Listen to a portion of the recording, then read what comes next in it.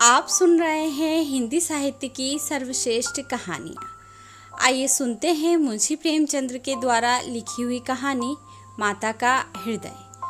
माधवी की आंखों में सारा संसार अंधेरा हो रहा था। कोई अपना मददगार दिखाई ना देता था। कहीं आशा की झलक ना थी।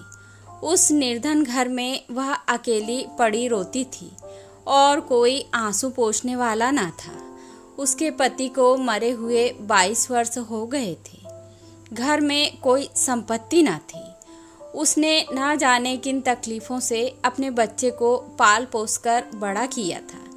वही जवान बेटा आज उसकी गोद से छीन लिया गया था। और छीनने वाले कौन थे? अगर मृत्यु ने छीना होता तो वह सब्र कर लेती। मौत से किसी को द्वेष नहीं होता, मगर स्वार्थियों के हाथों यह अत्याचार असह्य हो रहा था। इस घोर संताप की दशा में उसका जी रह रहकर इतना विफल हो जाता कि इसी समय चलूं और उस अत्याचारी से इसका बदला ले लूं, जिसने उस पर निष्ठुर आघात किया है। मारूं या मर जाऊं, दोनों ही में संतोष हो जाएगा। कितना सुंदर, कितना होनहार बालक था। यही उसके पति की निशानी, उसके जीवन का आधार, उसकी उम्र भर की कमाई थी। वही लड़का इस वक्त जेल में पड़ा ना जाने क्या क्या तकलीफ़ें झेल रहा होगा। और उसका अपराध क्या था? कुछ नहीं। सारा मोहल्ला उस पर जान देता था। विद्यालय के अध्यापक उस पर जान देते थे। अपने बेगाने सभी तो उसे प्यार करते थे। कभी उसकी कोई शिकायत सुनने में नहीं आई। सब उसे ऐसे बालक की माता होने पर बधाई देती थी। कैसा सज्जन, कैसा उदार, कैसा परमार्थी। खुद भूखों सो रहे, मगर क्या मजाल कि द्वार पर आने वाले अतिथि को रूखा जवाब दे। ऐसा बालक क्या इस योग्य था कि जेल में जाता? उसका अपराध यही था, वह कभी कभी सुनने वालों को अपने दुखी भाइयों का दुखड़ा सुनाया करता था। अत्याचार से पीड़ित प्राणियों की मदद के लिए हमेशा तैयार रहता था। क्या यही उसका अपराध था? दूसरों की सेवा करना भी अपराध है।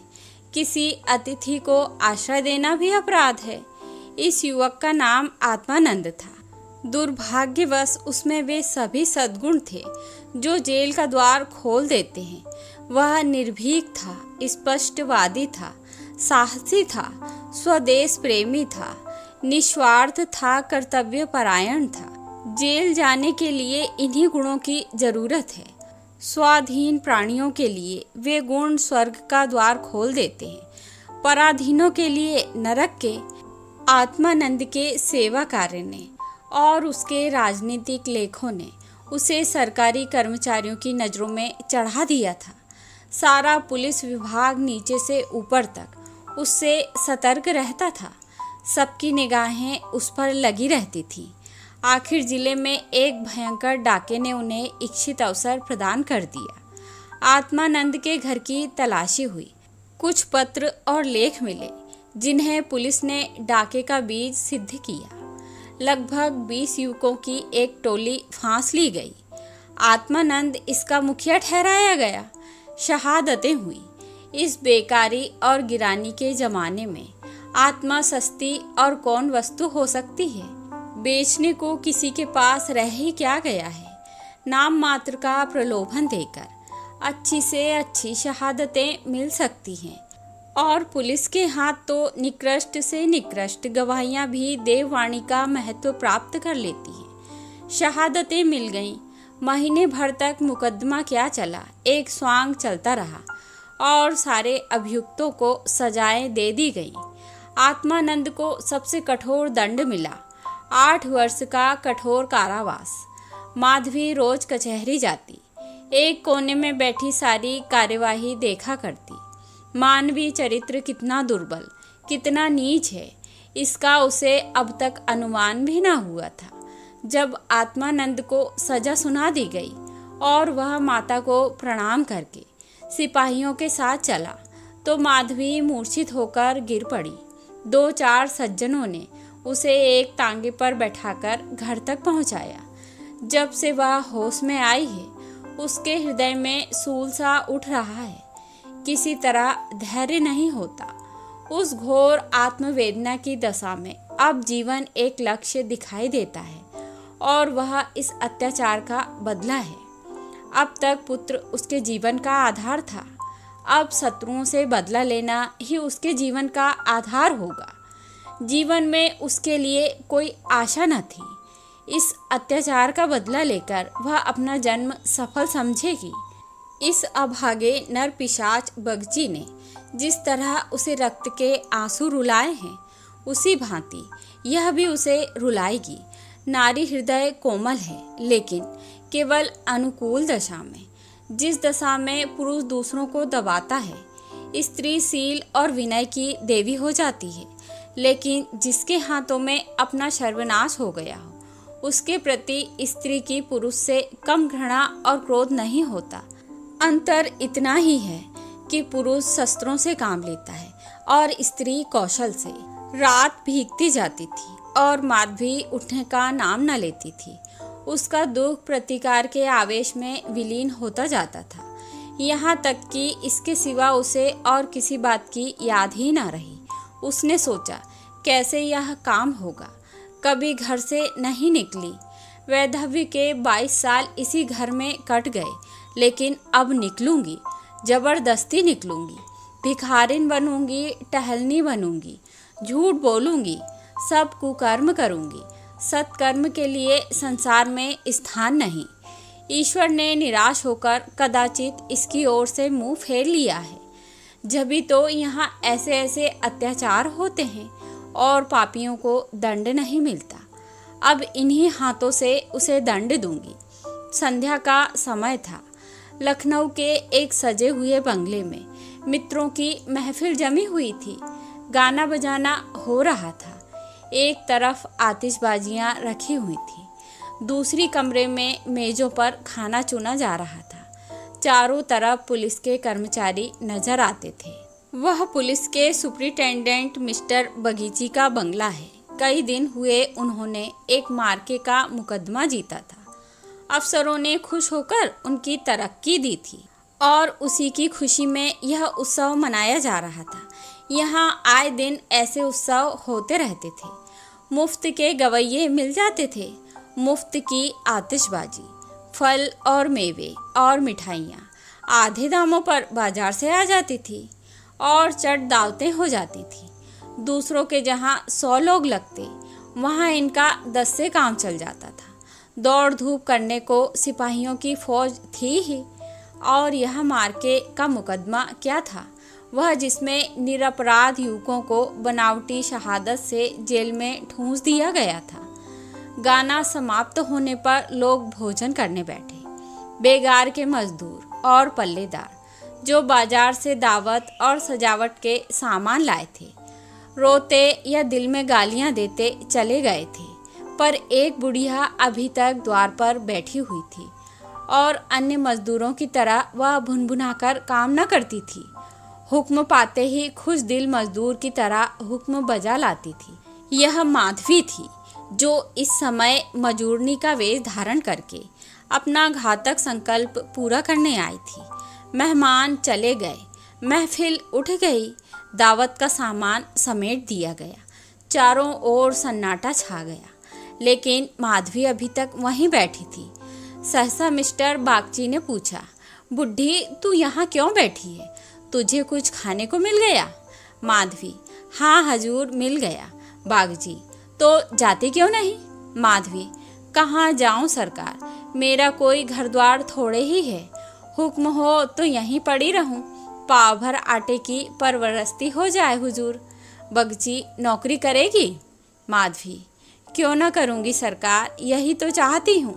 बागची, लड़का खिला सकती है?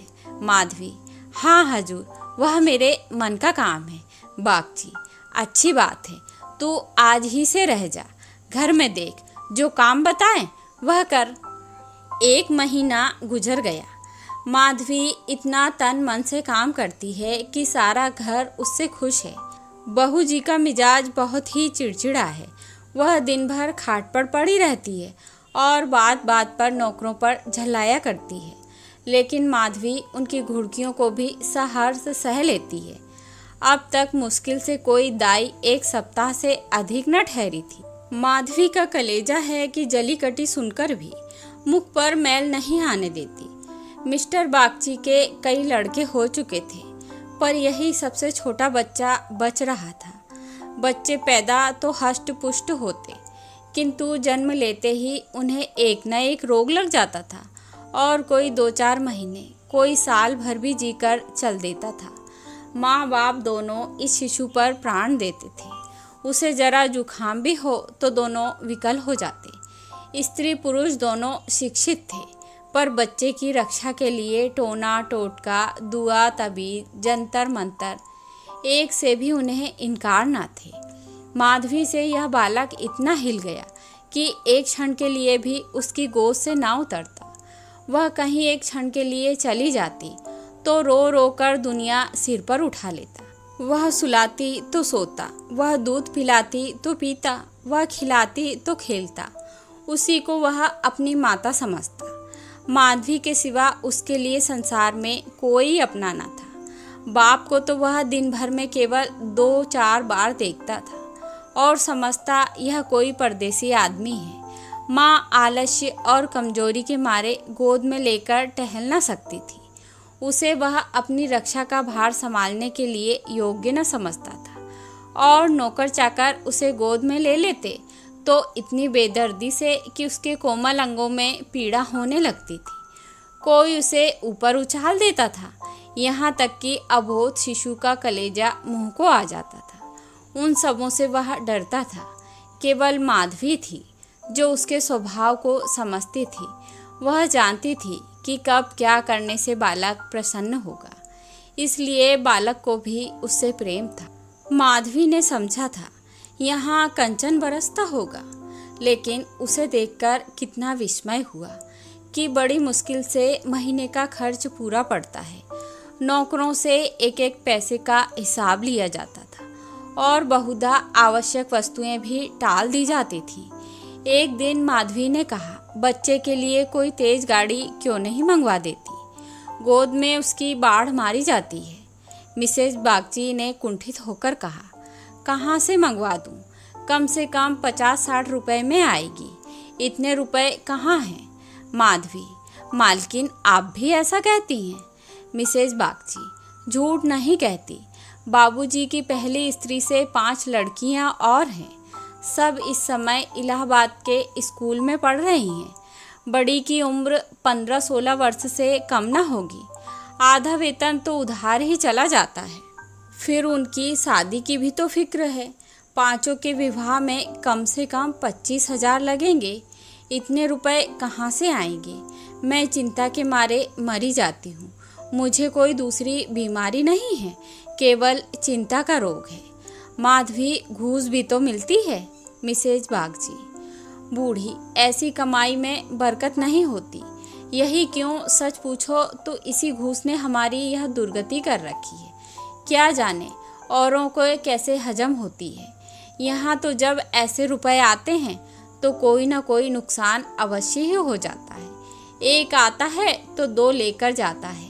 बार बार मना करती हूँ, हराम की कौड़ी घर में ना लाया करो, लेकिन मेरी कौन सुनता है। बात यह थी कि माधवी को बालक से स्नेह होता जाता था। उसके अमंगल की कल्पना भी वह न कर सकती थी। वह अब उसी की नींद सोती और उसी की नींद जागती थी। अपने सर्वनाश की बात याद करके एक क्षण के लिए बागची पर क्रोध तो हो आता था और घाव फिर हरा हो जाता था, पर मन पर कुत्सित भावों का आधिपत्य ना था। घाव भर रहा था, केवल ठेस लगने से दर्द हो जाता था। उसमें स्वयं टीस या जलन ना थी। इस परिवार पर अब उसे दया आती थी। सोचती, बेचारे यह छीन झपट ना करें तो कैसे गुजर हो। लड़कियों का विवाह कहाँ से करेंगे। स्त्री जब देखो बीमार ही रहती है। उस पर बाबूजी को 1 बोतल शराब भी रोज चाहिए। यह लोग स्वयं अभागे हैं, जिसके घर में 5-5 कुंवारी कन्याएं हों, बालक होकर मर जाते हों, घरनी बीमार रहती हो, स्वामी शराब का लती हो, उस पर तो यूं ही ईश्वर का कोप है। इनसे तो मैं अभागिन ही अच्छी। दुर्बल बालकों के लिए बरसात बुरी बला है। कभी खांसी है, कभी ज्वर, कभी दस्त। जब हवा में ही शीत भरी हो तो कोई कहाँ तक बचाए। माधवी एक दिन अपने घर चली गई थी। बच्चा रोने लगा तो माँ ने एक नौकर को कह दिया, इसे बाहर बहला ला। नौकर ने बाहर ले जाकर हरी हरी घास पर बैठा दिया। पानी बरसकर निकल गया था। भूमि गीली हो रही थी, कहीं कहीं पानी भी जमा हो गया था। बालक को पानी में छपके लगाने से ज़्यादा प्यारा और कौन खेल हो सकता है। खूब प्रेम से उमंग उमंग कर पानी में लौटने लगा। नौकर बैठा और आदमियों के साथ गपशप करता घंटों गुजर गए। बच्चे ने खूब सर्दी खाई। घर आया तो उसकी नाक बह रही थी। रात को माधवी ने आकर देखा तो बच्चा खांस रहा था। आधी रात के करीब उसके गले से खर खर की आवाज़ निकलने लगी। माधवी का कलेजा सन्न से हो गया। स्वामिनी को जगाकर बोली, देखो तो बच्चे को क्या हो गया है। क्या सर्दी वर्दी तो नहीं लग गई? हाँ, सर्दी ही मालूम होती है। स्वामिनी हकबकाकर उठ बैठी और बालक की खुरखुराहट सुनी तो पांव तले जमीन निकल गई। यह भयंकर आवाज़ उसने कई बार सुनी थी और उसे खूब पहचानती थी। व्यग्र होकर बोली, जरा आग जलाओ। थोड़ा सा तंग आ गई थी। आज कहार जरा देर के लिए बाहर ले गया था, उसी ने सर्दी में छोड़ दिया होगा।